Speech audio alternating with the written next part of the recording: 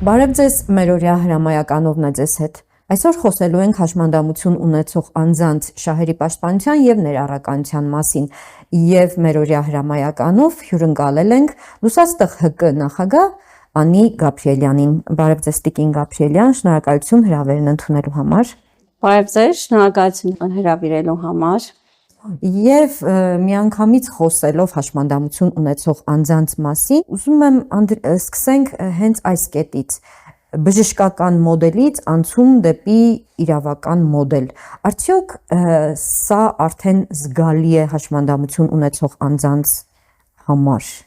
Հարցը շատ տեղին էր, որովհետև գրեթե 20 տարի մենք բարեփոխումների ընթացքում ենք, պարբերաբար նոր օրենքներով ամրագրվում են, ձեր ասած, անձի ֆունկցիոնալության գնահատումը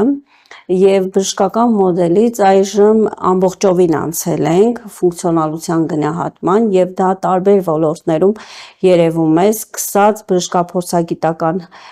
հանձնաժողովի ստուգումներից, եզրակացություններից, նաև դպրոցներում անգամ պաշտպանության ոլորտում անձի ֆունկցիոնալությունն է գնահատվում եւ գրեթե բոլոր ոլորտներում արդեն ներդրվել է։ Եվ այդ առումով, օրինակ գործատունների մոտ կա շարժ, մենք նկատում ենք կան քվոտաներ, կան որոշակի ծրագրեր, երբ գործատուն համաձայնում է աշխատանքի ընդունել հաշմանդամություն ունեցող անձանց։ Կա տենդենց։ Նայեք, տարիներ առաջ զբաղվածության ոլորտում պետական ծրագրեր իրականացվեցին, երբ գործատուին փոխհատուցում էին տրամադրում հաշմանդամություն ունեցողին աշխատանքի վերցնելու համար։ Եվ դեռևս այդ ծրագրերը կան, սակայն պայմանավորված պատերազմով եւ դրանից հետո սոցիալական այս վիճակով մի փոքր պասիվ է այդ գործընթացը, բայց լինում են ճիշտ է, գործատուն պետք է հարմարեցնի տարածքը տվյալ հաշմանդամություն ունեցողի համար, խոսում ենք խելացի հարմարեցումների մասին, եւ դրա համար պետբյուջեից գումարներ են տրամադրում գործատուին, սակայն այստեղ կարող եմ ասել, որ ոչ բոլոր գործատուներն են պատրաստ աշխատանքի վերցնելու հաշմանդամություն ունեցողներ եւ ոչ բոլոր հաշմանդամություն ունեցողներն են, որ ցանկանում են աշխատեն։ Երկար աշխատանք պետք է տարվի, երկուստեք եւ մեծ է նաեւ հասարակական կազմակերպությունների դերը այս առումով։ Մենք պարբերաբար հանդիպումներ ենք կազմակերպում գործատուների հետ, նաև խրախուսում ենք հաշմանդամություն ունեցողների, սակայն տեսեք մենք օրենքով եւ այլ օրենսդրական ակտերով ամեն ինչ անում ենք, որպեսզի հաշմանդամություն ունեցողը մատչելիության խնդիր չունենա, ներառման խնդիր չունենա, բայց ենթակառուցվածքները թույլ չեն տալիս, որ իրոք մենք ասենք, որ այսօր իրականացվում է ներառումը եւ մատչելի է տարածքները հաշմանդամություն ունեցողից։ Տան դուռը բացել դուրս գալուց սկսած մինչև հանրային վայր գնալը խնդիր է հենաշարժողական խնդիրներ ունեցող մարդու համար։ Էլ չասեմ տրանսպորտ, հանրային տրանսպորտի մասին խոսք լինել չի կարող։ Նայեք, այսօր Վանաձորում կարծեմ 4 թե 5 մենք ավտոբուս ունենք, որոնք որ պետք է որ մատչելի լինի հաշմանդամություն ունեցողին եւ կանգառներում որ կանգնում են պետք է ուշադիր լինեն, այնպես կանգնեն, որ թեկուզ մանկասալյակ օգտագործող ծնողի համար մուտքը ավտոբուս հեշտ լինի, ոչ մի վարորդ այդպես չի անում, անգամ եթե գնում ես նստես ավտոբուս, ինքը տեսնում է, որ դու հենաշարժողական խնդիր ունես, ինքը առաջի այդ դուռը չի բացում ու քեզ ասում է գնա հետևի դռնով մտի։ Նաև վարվեցողություն եւ էթիկա պետք է սովորեցնել մեր վարորդներին, որ կարողանան աշխատեն։ Պիտի անցնեն որոշակի կուրսեր վարորդները։ Բնականաբար ոչ միայն վարորդները, այլ բոլոր հանրային ծառայողները, այդ թվում բարեկները։ Որովհետև ացումների վրա հենաշարժողական խնդիրներ ունեցողներին ասում են, այս սենց պետք է իջնեք, գետնանցումով անցնեք, օրենքը պահպանեք, բոլորի համար է այդ օրենքը։ Բայց որ տեսնում են հենաշարժողական խնդիր ունես ու էլի ասում են, էլ ինչ պատասխանես այդ։ Իրականում հաճախ հենց այդ գետնանցումները հնարավոր չի սայլակով։ Դե հա, մատչելի չեն, բայց պարտադրում են։ Բայց մյուս կողմից էլ խնդիրներին զուգահեռ մենք բավականին լուրջ երևի ձեռքբերումներ ունենք, կամ գուցե ինձ է այդպես թվում, կրթության ոլորտում, հա, ներառական կրթության ոլորտում։ Ճիշտ ասած, իմ ցավոտ կողմերից մեկն է ներառական կրթությունը։ Տեսեք, մենք տարբեր բարեփոխումներով անցանք։ Դպրոցում մտանք, ներառական կրթությունը մտավ դպրոց, հետո մտավ մանկապարտեզ, հիմա արդեն բարձրագույն ուսումնական հաստատություն, միջին մասնագիտական հաստատություն։ Ունեցանք դպրոցը որպես պիլոտ, կարելի ասել, ու սկսեցինք բարեփոխել, հիմա արդեն երաստիճան համակարգի ենք անցել ներառական կրթության, բայց մենք նախորդ տարի իրականացրեցինք պետական բյուջեից տրամադրվող ներառական կրթությանը տրամադրվող բյուջեի գնահատում։ Եվ տեսանք, որ 98%-ը բյուջեի, ներառական կրթության բյուջեի 98.8%-ը գնում է ՀՄԿ տմակ աշխատանքներին, վերապատրաստումներին, տվյալ տմակի ՀՄԿ-ի աշխատողների վերապատրաստումներին եւ նրանց աշխատավարձերին։ Այն 2%-ը բյուջեի գնում է հասարակական կազմակերպություններին, որ ինչ-որ նյութեր պատրաստեն կամ աշխատեն հաշմանդամություն ունեցողների հետ այն համայնքներում, որտեղ տմակներ չկան։ Բայց գիտեք ինչ պարզեցինք, որ նայեք եկանք հասակետ մակարդակի ու մենք ուզեցանք տեսնենք ինչ խնդիրների են բախվում դպրոցներում երեխաները, ծնողները կամ դպրոցը ինչ է տալիս երեխաներին, առհասարակ հետազոտություն մենք չտեսանք այդ առումով։ UNICEF-ը լիքը հետազոտություններ ունի արած, պետությունը, հասարակական կազմակերպությունները, այդ թվում նաև մենք լիքը հետազոտություններ ենք արել ներառական կրթության գործընթացի վերաբերյալ։ Բայց որքանով է դա կարիքահեն եղել, որ հասկանանք ինչ կարիք ունի ծնողը երեխան դպրոցից, ինչ ակնկալիք ունի, նման հետազոտություն։ Նաև դպրոցի կարիքները։ Դե բնականաբար, նման հետազոտություն առհասարակ արված չի եղել։ Եվ մենք ծնողների հետ հանդիպումներ իրականացրեցինք, դպրոցների տնօրենների հետ, տմակների հետ, եւ պարզեցինք, որ առհասարակ որևէ գործիք չկա, որով որ կարելի է չափել այդ տարի, այդ ուսումնական տարին, լավ, երեխան գնաց, ձեռքբերումները ունեցավ ձեռքբերում, ինչ որ բան սովորեց, կամ ծնողը ուզում է իր շնորհակալությունը, կամ բացահայտած խնդիրը, կամ ուզում է տմակի աշխատանքը գնահատի, այդ ձևի համակարգ չկա։ Եվ մենք առաջարկություն արեցինք եւ ՄԺԾԾ-ով այդ առաջարկությունը անցած տարի ներկայացրեցինք կառավարությանը, նախարարությանը, որ ցանկալի կլինի ստեղծվի մի համակարգ, որի միջոցով ծնողը, ուսուցիչը, տմակի աշխատողը հնարավորություն ունենա գնահատելու տարբեր այդ ուսումնական տարվա աշխատանքները։ Եվ դա արդեն ցուցիչ կլինի բարեփոխումների համար։ Անպայման։ Կվերանայեն այն ինչը որ ունեցել են ուսումնական տարեվերջում, ըստ դրա արդեն կլինի բարեփոխումը։ Միայն թե ռեալ լինեն այդ գնահատականները։ Գիտեք, հիմա եթե կրթության ոլորտի մարդիկ լսելուց լինեն մեզ, կասեն բա ԱՈՊ-ով երեխային գնահատում են, չէ՞։ ԱՈՊ-ը ինքը հիմնախնդիր վերհանելու, համակարգային լուծում տալու ինքը միջոց չի։ ԱՈՊ-ը ուղղակի երեխայի զարգացման այդ ուղիներն է նշում եւ դրանից բխող ինչ որ գործողություններ է իրականացնում, ճիշտ է։ Բավականին լավ տիրապետում եմ այդ գործին։ Այսինքն համար ասեցի, ճիշտ է, գիտեմ որ այո, այստեղ եւ մեծ գործ է արվել եւ անելիքները դեռ շատ են, բացթողումները ավելի, որովհետեւ շատ հաճախ եւ ուսուցիչը եւ տմակ մասնագետները ուղղակի նկարում են անկախ իրենց կամքից, որովհետև պահանջում են իրենցից, որովհետև եթե բաց թողումները շատ են, այսօր ընդունված չի, որ բաց թողումներ կան, ռեալ գնահատենք եւ քայլեր անենք դրանք լրացնելու, այլ հաճախ եւ ուսուցիչը եւ տմակ աշխատակիցն է տուժում դրանից փոխանակ խնդիրը լուծելու եւ լուծելու համար քայլեր ձեռնարկելու։ Մարդու իրավունքների պաշտպանի եւ կրթության փոխնախարարի հետ հանդիպում եղավ դեկտեմբերի վերջեր, ես այս խնդիրը առաջ քաշեցի, որովհետեւ իմանալով, որ մենք շահերի պաշտպանության ենք գնում եւ ուզում ենք, որ այդ համակարգը ներդրվի, գնահատման այդ համակարգը, եւ երբ ես խոսեցի,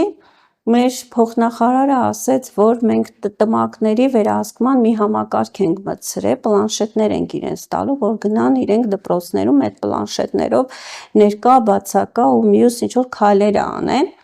Ես փորձեցի չհակադարձել, որովհետև այդտեղ այդ քննարկումը, պանելային քննարկումը այդ թեմային չէր առնչվում, ուղղակի ես պահ օգտագործելով բարձրաձայնեցի, հետո ես ասեցի, որ դա էլ չի հարցի լուծում։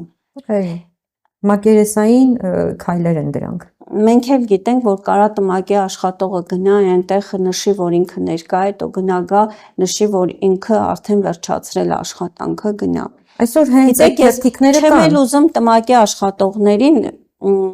աշխատողների վերաբերյալ բացասական խոսել։ Ահռելի աշխատանք են տանում, իրանց վրա մեծ բեռ է դրված, որովհետև նայեք մանկապարտեզ, դպրոց, միջին մասնագիտական օղակ, նաև արդեն բուհ դեռևս չեն մտել տմակի աշխատողները բուհ, բայց պետք է մտնեն, բայց հաստիկներ չեն ավելացրել, բայց իրանք 15 րոպեով որ մտնում են դպրոց դուրս են գալի, 15 րոպեն արդյունք տալիս է թե չէ։ Ու նաև ընտանիքներ գիտենք, երեխաներին դպրոց են բերում ընդհանրապես տմակի աշխատակցի գալու օրը։ Այո։ Ու դա չի նշանակում, որ մենք անցել ենք ընդհանուր ներառական կրթության ու ինքը շատ լավ գնում է առաջ եւ արդյունք է տալիս ընտանիքներին, երեխաներին։ Բայց այն, որ որոշակի փոփոխություններ կան եւ երեխաները նախ երեխան հենց դպրոցական նստանից իր կողքին տեսնում է հաշմանդամություն ունեցող երեխաների եւ նրանց համագործակցությունը արդեն որոշակիորեն նորմալ հիմքերի վրա է դրված շատ դեպքերում իհարկե չեմ բացառում որ խնդիրներ կան սա արդեն դրական քայլ է եւ այն երբ մենք քայլում ենք առաջ եւ անկախ կյանքի իրավունքի մասին խոսենք հա շատ հաճախ հաշմանդամություն ունեցող անձին տեսնելով հենց դպրոցական նստարանից նրա դասընկերները փորձում են օգնել ինչպես եք դիտարկում սա ինքնուրույնությունը կարևոր է հաշմանդամություն ունեցող անձի համար թե անընդհատ պիտի կարեկցել նրան եւ աջակցություն ցույց տալ թե հաճախ ավելի ճիշտ կլինի երբ հավասարի իրավունքով դիտարկենք նրանց ներկայությունը եւ համագործակցությունը ընկերությունը աշխատանքային եւ ուսումնական հարաբերությունները գիտեք քանի որ խոսում ենք ընդհանուր, բայց տարբեր գիտենք հաշմանդամություն ունեցողներ կամ բարդ աուտիզմ ունեցող երեխաների հետ շատ բարդ է։ Մանկական ուղեղային կաթված ունեցող երեխան, երբ որ աուտիզմ ունի հետը, դա ավելի բարդացնում է իրավիճակը, որոնց որ մեր մյուս երեխաները կրկնօրինակում են նրանց արարքները ու ավելի ինչպես ասեմ, ավելի խոցելի նրանք են դառնում, մենք չգիտենք ներառում ենք անում, քան թե խանգարում ենք, մենք պետք է այդ հասկանանք որն է, էլի ճիշտը, ընդհանուր բերել փակել կենտրոնները ու ասել, որ գնում ենք համընդհանուր ներառման, գնում ենք ձեր ասած անկախ կյանքի փիլիսոփայության, սխալ էր, մենք պետք է աստիճանական տարբերակներ դրվեց, բացի բարդ աուտիզմ ունեցողների հետ մեկ այլ աշխատանք տարվեր։ Հիմա ասում են առանձին ինչ-որ սենյակներ պետք է ստեղծվեն, բան, դա էլ չի ճիշտ։ Էլի առանձնացնում ես ու էլի թիրախավորում ես ու էլի ասում ես, այն սենյակն է իրանց համար է, դա էլ է սխալ մոտեցում։ Դիտարկվում է, որ դրանք ուղղակի հանգստի սենյակներ են, որովհետև նման երեխաները օրինակ դպրոցում չեն կարող 45 րոպե նստել, ես այդ տեսանկյունից որպես մանկավարժ ընդունելի եմ համարում, բայց շատ հաճախ եւ դպրոցների մեծ մասը, հատկապես գյուղական դպրոցների, չունեն այդ սենյակները։ Դասասենյակներ չունեն, ուր մնաց հանգստի սենյակ, կահավորված սենյակներ, համապատասխան սարքավորումներով, այդ հարմարեցումներով, խելացի հարմարեցումներով եւ դպրոցը միևնույնն է, պատրաստ չի ընդունելու այդ թեև արդեն քանի տարի գործընթացը ակտիվորեն ընթացքի մեջ է։ Այո, այդ խնդիրները կան, բայց ինքնուրույնության համար ինչ է արվում։ Անկախ կյանքի հետ կապված, երբ կլինի համընդհանուր դիզայնը եւ ընդհանուր հարմարեցումները կլինեն բոլոր տեղերը հանրային վայրերում, մենք կարող ենք խոսել այդ նպաստելու մասին անկախ կյանք վարելու հետ կապված։ Մինչ այդ, կազմակերպությունները փորձում են բերել կենտրոններում ինչ-որ բան անել, որ նրանք այդ անկախությունը ունենան, մի փոքր ներգրավեն ինչ-որ բաներում, ներառվեն, բայց նայեք, փոքր համայնքն է առհասարակ, փոքր մեծ կապ չունի։ Եթե իրենց տարեկան ծրագրերը կազմեն ներառականության սկզբունքով, եթե իրենց սոցիալական ռազմավարությունները, դպրոցները իրենց զարգացման ռազմավարությունները բոլորը ներառականության սկզբունքով եթե ձևավորեն, մենք ապագայում կարող ենք խոսալ անկախ կյանքի մասին, որ հաշմանդամություն ունեցող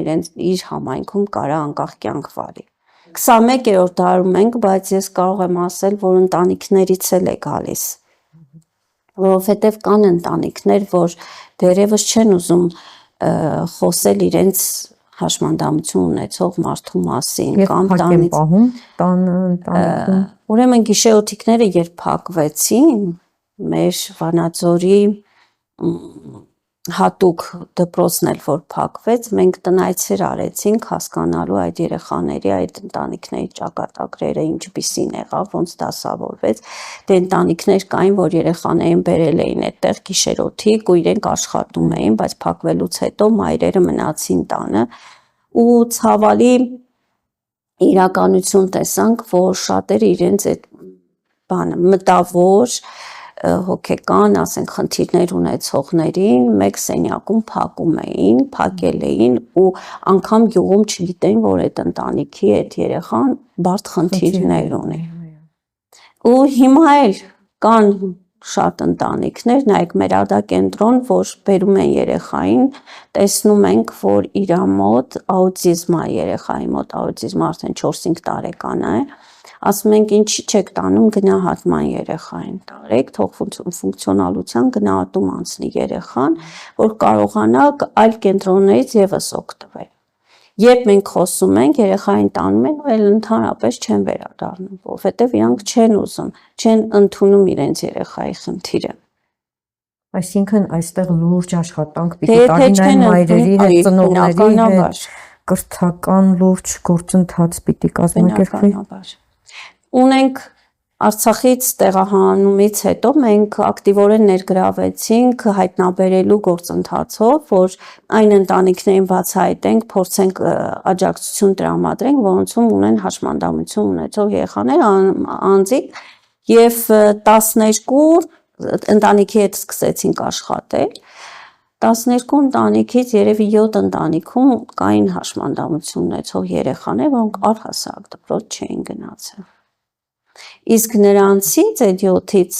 6-ը ընդհանրապես գնահատում արված չէր, հաշմանդամության խումբ չունեին ու այդտեղ լուրջ սոցիալական աշխատանք պետք է տաներ ու մենք տարանք, այսօր բոլորը ունեն հաշմանդամության գնահատում են անցել Ունենք 18 տարեկան արցախցի երեխա, որ նոր-նոր հաշմանդամությունը ստացել։ Խորը մտավոր հաշմանդամություն ուներ այդ երեխան։ Ցավում եմ, որ ծնողները իսկապես լրջորեն չեն վերաբերվում այս խնդրին եւ չեն գալիս այն գիտակցության, որ կարևոր է եւ իրենք պատասխանատու են այդ երեխաների համար, բայց դրա կողքին ունենք նաև ինձ համար բավականին ուրախալի, թեև դա էլ բերելու է իր խնդիրները իր հետ, ձեր նախաձեռնությունը, հա, նախընտրական շրջանում դուք դիտորդական առաքելությամբ եք հանդես գալու եւ ներառում եք նաև հաշմանդամություն ունեցող անձանց։ Սա իր հետ ինչ դրական եւ ինչ խնդիրներ է բերելու։ 2000 թվականից սկսած մեր ռազմավարական ուղղություններից մեկը եղել է ամեն ինչ անել, որպեսզի հաշմանդամություն ունեցողները մասնակցեն մեր հանրային գործընթացներում, ակտիվություն ցուցաբերեն։ Ու դրանից մեկը ժողովրդավարական գործընթացում մասնակցելն է, որ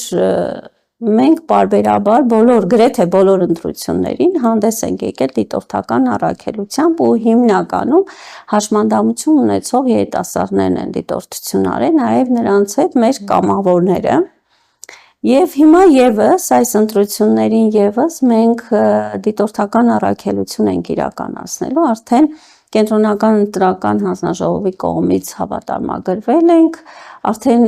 22 դիտորդ ունենք հավատարմագրված, եւս 15-ին էլ կհավատարմագրենք ու կմասնակցենք ակտիվորեն, գնահատենք։ Մենք գնահատում ենք ընտրատեղամասերի մատչելիությունը, նաև մասնակցությունը հաշմանդամություն ունեցողների։ Հիմնականում մեր առաքելությունը ընտրական գործընթացներում այդտեղ։ Նրանք բոլորը հաշմանդամություն ունեցող անձինք են Լոռու մարզի տարբեր համայնքներից։ Իրականում մենք գիտենք, որ մինչ օրս հաշմանդամություն ունեցող անձանց հենց ընտրական իրավունքը իրացնելու այդ իրավունքը խնդիր է եղել, որովհետև ընտրատեղամասերը հարմարեցումներ չունեն։ Այ ինչպես պիտի կատարվի դիտորդական առաքելությունը հենց դրսից, հենց մուտքից, թե չեք ուզում բացել դեռ այդ։ Չէ, մենք 2003 թվականից տեսանք մինչ այդ տեղի ունեցած ընտրության ժամանակ, տեսանք, որ հաշմանդամություն ունեցողների մասնակցությունը ընտրական գործընթացներում շատ պասիվ է, չեն մասնակցում, դրա հիմնական պատճառը մատչելիություններ ընտրական տեղամասերի։ Դրանից հետո մենք IFS-ի հետ երկար տարիների համագործակցության արդյունքում մեր քաղաքի գրեթե 70 ընտրատեղամասերը շարժական թեքահարթակներ ընտրատեղամասերում տեղադրեցին եւ հաշմանդամություն ունեցողները մասնակցեցին ընտրություններին եւ ակտիվ մասնակցեցին, բայց հիմա այդ խնդիրը չկա, որովհետեւ օրենքի վերանայում իրականացվեց եւ այսօր հաշմանդամություն ունեցողը 12 օր առաջ կարող է դիմել կենտրոնական ընտրական հանձնաժողով եւ իր ընտրատեղամասը փոխի։ Գնա այն ընտրատեղամասում քվեարկի, հա, որը հարմարեցված է ու ասեմ, որ շատ են ընտրատեղամասերի, որ հարմարեցված է, առաջ որ երկրորդ հարկերում էր լինում հիմնական, հիմա արդեն իջեցրել են առաջի հարկերում է կազմակերպում եւ կենտրոնական ընտրական հանձնաժողովի կայքում այնտեղ տեղադրված է թե որ ընտրատեղամասերն են, որ մատչելի են։ Բացի այդ մեր Վանաձորի քաղաքապետարանի կայքում եւս մենք ունենք քարտեզ, Լուսաստղ կազմակերպությունն է այդ քարտեզի հեղինակը եւ համայնքապետարանը այդ քարտեզը ներառել է իր կայքում եւ հետագա պահպանության ու առաջխաղացման գործընթացով պետք է զբաղվի։ Մենք այնտեղ ունենք 50 եւ ավելի հանրային վայրերի մասին տեղեկատվություն, որոնք որ գույներով երևում են թե մատչելի են, կիսատ մատչելի են եւ առհասարակ մատչելի չեն։ Կանաչով մատչելի են, դեղինով որ կեսն է մատչելի եւ կարմիրով երևում է, որ դա առհասարակ մատչելի չի է տարածվում եւ հանրային վայրերը հիմնականում ընտրությունների ժամանակ տեղամասեր են ծառայում։ Օրինակ մշակույթի պալատը, դպրոցները, բոլորը կան այդ քարտեզի մեջ։ Հետաքրքիր նախաձեռնություն ունեք եւ ամփոփելով զրույցը, այսօր հաշմանդամություն ունեցող անձանց համար որն է մերօրյա հրամայականը։ Աշխատանքը, Աշխատատեղերի առկայությունը։ շատերն են ուզում աշխատեն, այո։ Եվ զբաղվածությունը առհասարակ ես կասեի, դա կլիներ աշխատանք, դա կլիներ մշակութային, ինչ որ կենտրոնների ստեղծում, հա։ Ես օրինակ, որ ասեցիք, տենց մտածեցի, որ օրինակ Անուշ Ասլանյանց կազմակերպությունը, հավասար իրավունքներ եւ հավասար հնարավորություններ, հասարակական կազմակերպությունը միշտ ուրախացել եմ այդ տեսնելով։ Իրենց շարքերում կան օրինակելի, այո, եւ մոտիվացիա։ Նայեք, իրենց շարքերում շատ մարդիկ կան, որոնք որ մեր կազմակերպությունում, այսպես ասեմ, հրցվել են, ներառվել, հա, այդ բարդույթը հաղթահարել են ներառման, ու այսօր Անուշենց մոտ իրենց կայացման, հա, բանով են ճանապարհն, հա, եւ հավաքվում են իրանց համար, իրանք զվարճանում են, ինչ որ մշակութային միջոցառումներ, ցերեկույթներ, ահա, կազմակերպում ու զգում եմ, որ դրա կարիքը կա, տանից դուրս գալու